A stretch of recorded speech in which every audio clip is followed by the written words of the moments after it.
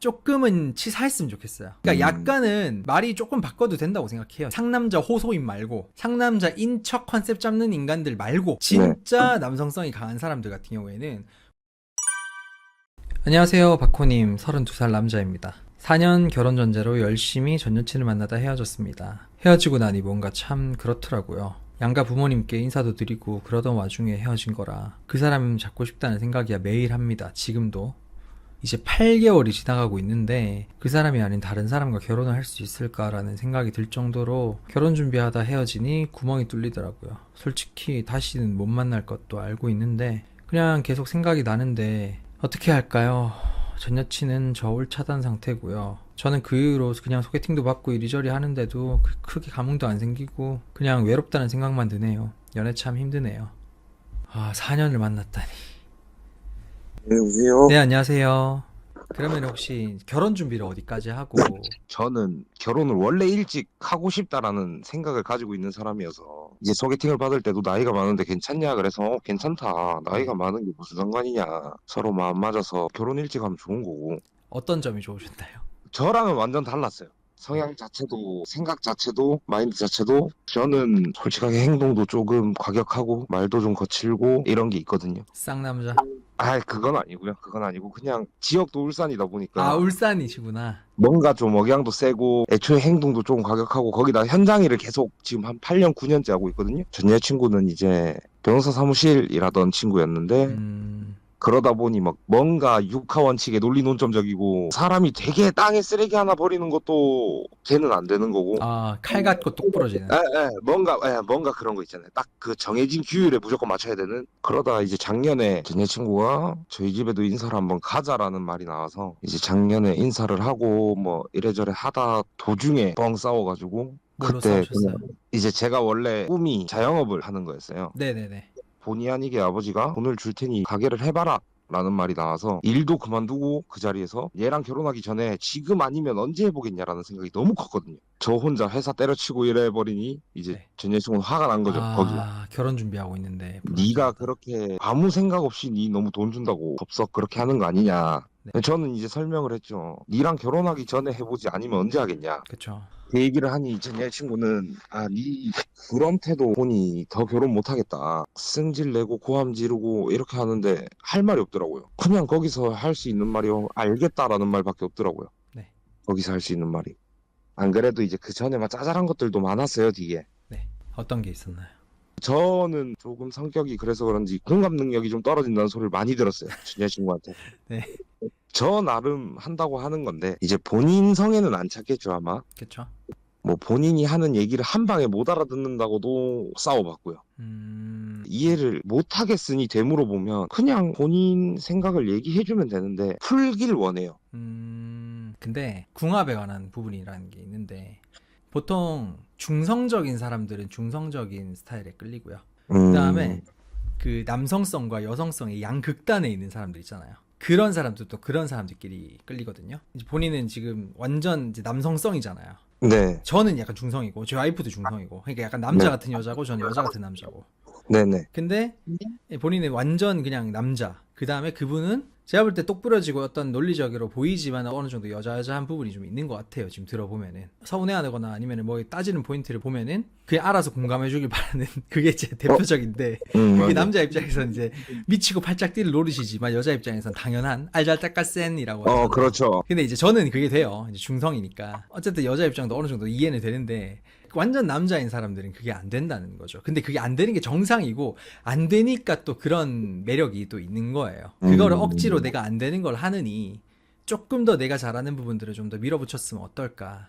만약에 과거로 다시 돌아간다면 뾰로롱 본인의 방식대로 설득을 했었어야 된다고 저는 봐요. 이거 오히려 어설프게 맞춰줬기 때문에 거기에 대해서 얘는 내가 생각하는 딱 그거 이상은 없구나 라고 생각을 해서 더 미래가 안 보였지 않을까. 그런 의미에서 이제 여자들은 호르몬상 그리고 본능상 존경할 수 있는 남자를 원한다는 거죠. 우리는 존경할 수 있는 게 납득이 되어야만 존경을 하는데 여자들은 어쨌든 분위기를 탄다 이런 말 많이 들어보셨잖아요. 그렇죠. 그 분위기라는 거에는 또 하나의 기세라는 것도 있거든요. 남자의 마 일로 온나 임마 약간 이런 뭐 예를 들면 이런 분위기인데 박헌님이랑 얘기하다 보니 생각난 건데 네네. 그런 걸 좀 좋아했어요.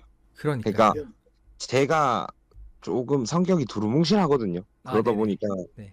엔간하면 이제 전 여자친구한테 모든 걸 맞춰줬어요. 음, 음식이나 놀러 가는 거나 이런 것도 다 엔간하면 여자친구한테 어디 가고 싶어. 그냥 지 가고 싶다는데 바로 가면 되니까. 그게 상남자의 매력이에요.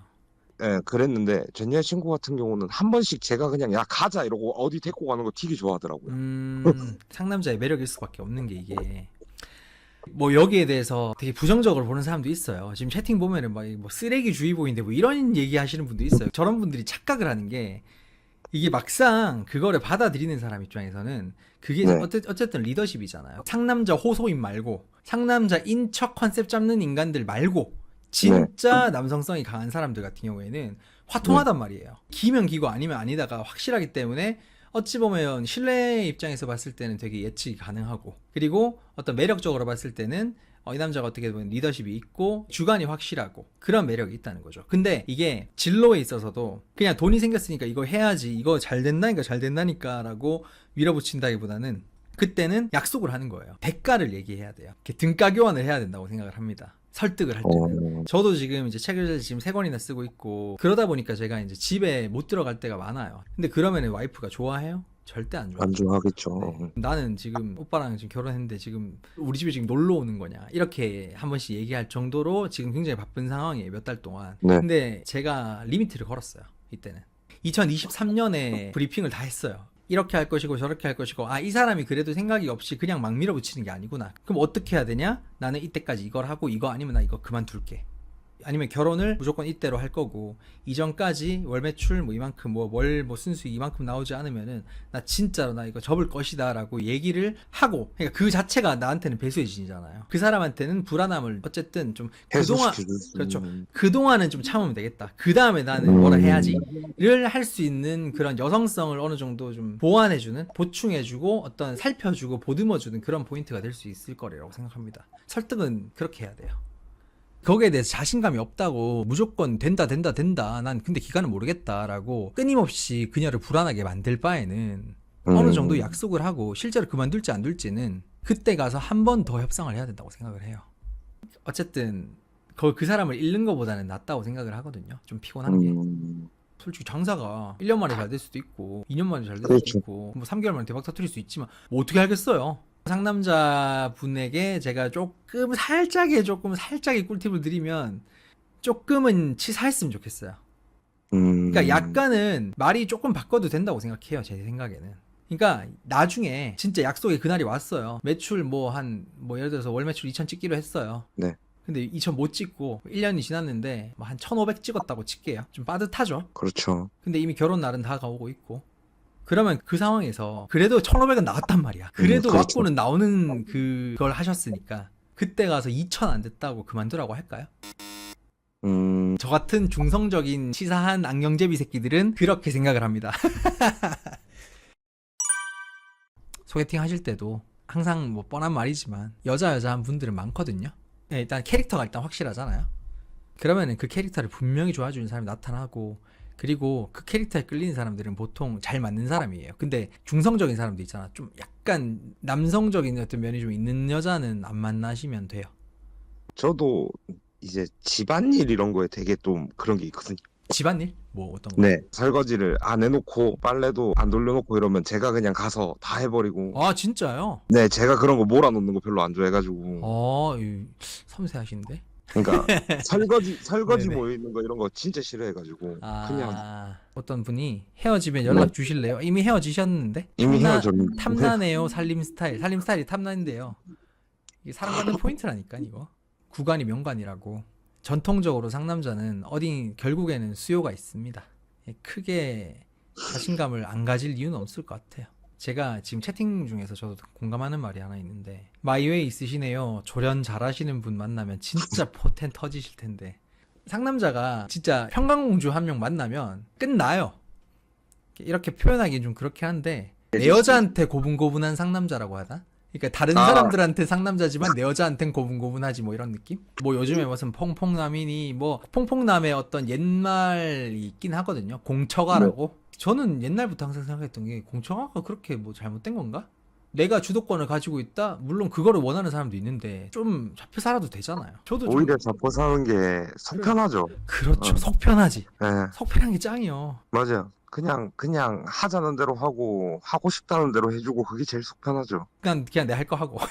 아, 맞아요. 난 내 할 거는 그냥 얘기해놓고 하고. 그렇지. 네, 알겠습니다. 알겠습니다.